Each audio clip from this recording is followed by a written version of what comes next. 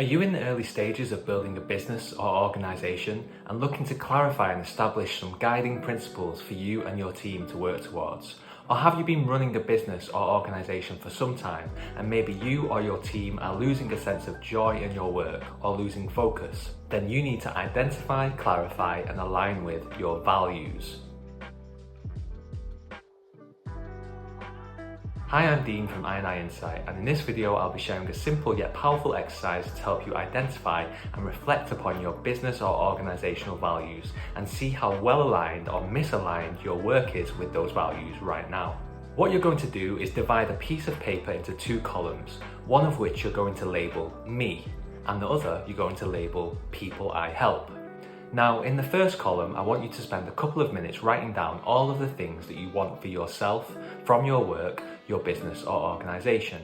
What are you doing this work for? What benefits do you hope to gain? How do you want to feel about and as a result of your work? This might include particular feelings like fun, creativity, inspiration. It might include experiences of ways of working, such as connection with others or time alone, whichever you prefer.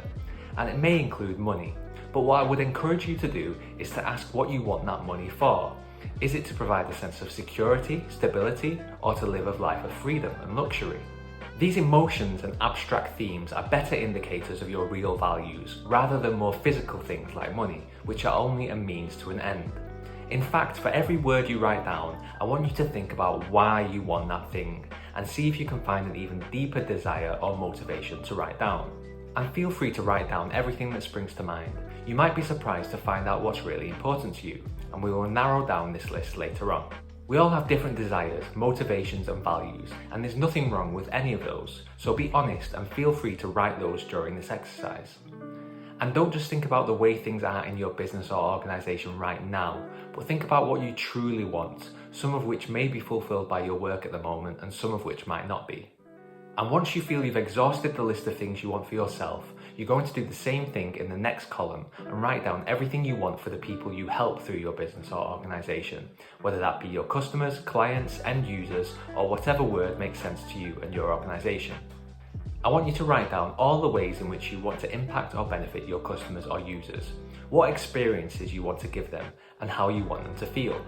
Depending on the nature of your work, this might include feelings of joy, healing, safety, luxury, inspiration, or whatever is the intended outcome of your products or services.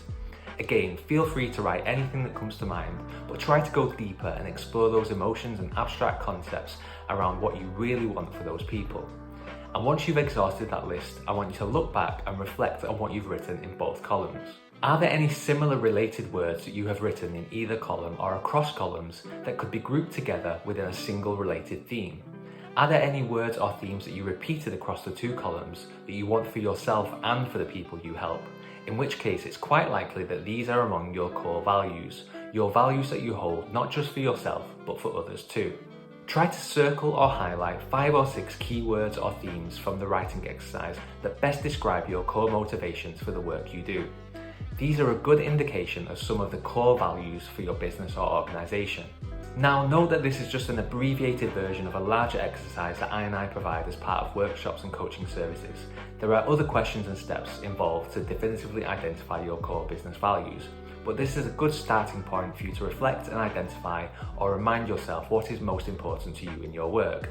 In part 2, I'm going to take you through another step to help you check in and reflect on how well aligned or misaligned your current business or work life is with those values. To find out how to do that, you can go to my website, go to I&Iinsight.com/community and join my I&I community mailing list to get immediate access to the I&I community members area, where you'll find the second video of this values exercise, as well as much more exclusive content. So head on over to I&Iinsight.com to find out more, and be sure to follow me on YouTube and social media at I&I Insight, and I'll see you again soon.